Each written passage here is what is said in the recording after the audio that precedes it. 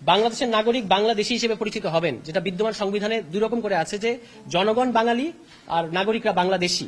এইটাকে ওনারা এক লাইনে এনেছেন যে বাংলাদেশের নাগরিকগণ বাংলাদেশী হিসেবে পরিচিত হবেন। আমরা এটার সাথে একমত হয়েছি। পাশাপাশি আমরা মন্তব্য করেছি যে বিভিন্ন যে জাতিসত্তা আছে বাংলাদেশে তাদের সাংবিধানিক স্বীকৃতি থাকতে হবে এবং মৌলিক অধিকার, তারা বলেছেন যে মৌলিক অধিকারের যে অংশটা দ্বিতীয় এবং তৃতীয় ভাগকে মিলিয়ে তারা মৌলিক অধিকার ও স্বাধীনতা নামকরণ করেছেন এটাকে। আমরা বলেছি এটা হওয়া উচিত, এখানে আরো থাকা উচিত প্রাণ প্রকৃতির সুরক্ষা, এটা মৌলিক অধিকার হিসেবে অন্তর্ভুক্ত করা প্রয়োজন। মৌলিক অধিকারের সীমা, এখানে প্রত্যেকটা মৌলিক অধিকারের ক্ষেত্রে আলাদা আলাদা সীমা দেওয়া আছে, তারা একটা সাধারণ সীমা করার কথা ভেবেছেন। আমরা বলেছি সাধারণ সীমা নির্ধারণের ক্ষেত্রে সর্বোচ্চ আদালতের এখতিয়ার সুনির্দিষ্ট করতে হবে, যে আদালতের এখতিয়ারটা কিরকম হবে সেটা স্পেসিফিক করতে হবে। আপনারা দেখেছেন যে তারা একটা প্রস্তাব করেছেন যে 10% প্রত্যেকটা দলকে 10% তরুণ তরুণী মনোনয়ন দিতে হবে নির্বাচনে। আমরা বলেছি যে তরুণ তরুণী বিবেচিত হবার যে সর্বোচ্চ বয়স সীমাটা কত সেটা নির্দিষ্ট করতে হবে। সেক্ষেত্রে আমরা বলেছি যে 35 বছর বয়সকে আমরা তরুণ তরুণী পর্যন্ত ধরতে পারি, মানে ধরা উচিত হবে, মানে সর্বোচ্চ বয়স সীমাটা 35।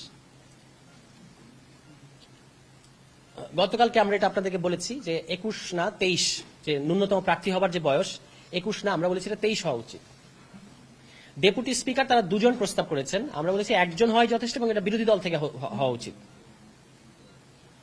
প্রধানমন্ত্রী, সংসদ নেতা এবং মানে দলীয় প্রধান একই ব্যক্তি যেন না হয়, এটা প্রস্তাব তারা করেছেন। আমরা বলেছি এটা ঠিক আছে, কিন্তু প্রধানমন্ত্রী ও সংসদ নেতা একই ব্যক্তি হতে পারেন, তবে এক্ষেত্রে প্রধানমন্ত্রী হবেন মন্ত্রীদের মধ্যে ফার্স্ট অ্যামাং দ্য ইকুয়ালস। এখন যেমন তিনি মন্ত্রীদের প্রধান, আমরা বলছি তিনি ওই মন্ত্রিসভার মধ্যে প্রথম ব্যক্তি, মানে সবার মধ্যে প্রথম, ফার্স্ট অ্যামাং দ্য ইকুয়ালস। এর বাইরে তার কোনো আলাদা প্রধানের যে স্ট্যাটাস সেটা না থাকুক, তাহলে আর এই যে প্রধানমন্ত্রী ও সংসদ নেতা একই ব্যক্তি হতে বাধা থাকবে না।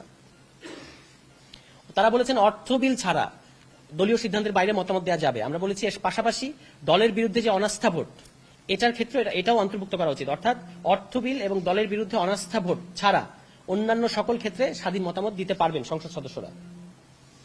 আরেকটা যেটা আমাদের জন্য খুবই গুরুত্বপূর্ণ, আপনারা জানেন যে 2 হাউসের প্রস্তাব এসেছে, দ্বিকক্ষ বিশিষ্ট পার্লামেন্ট। এক্ষেত্রে আমরা বলেছি যে উচ্চ কক্ষের প্রার্থী এটা আপনাকে নির্বাচনের আগেই ঘোষণা করতে হবে, যেটা অন্যান্য দলগুলো চাচ্ছে না।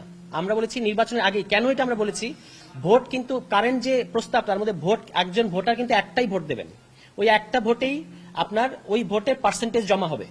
সেক্ষেত্রে আমার জানার অধিকার আছে যে আমার ভোটে উচ্চ কক্ষে কে যাচ্ছে। তা আমি যদি সেটা না জানি এবং আমি ভোট দিয়ে দিলাম, একটা দল 35% ভোট পেল এবং 35 জন আপার চেম্বার গেল এবং তারা তাদের মতো করে 35 জনকে দিয়ে দিল, কিন্তু যদি ইলেকশনের আগেই মানে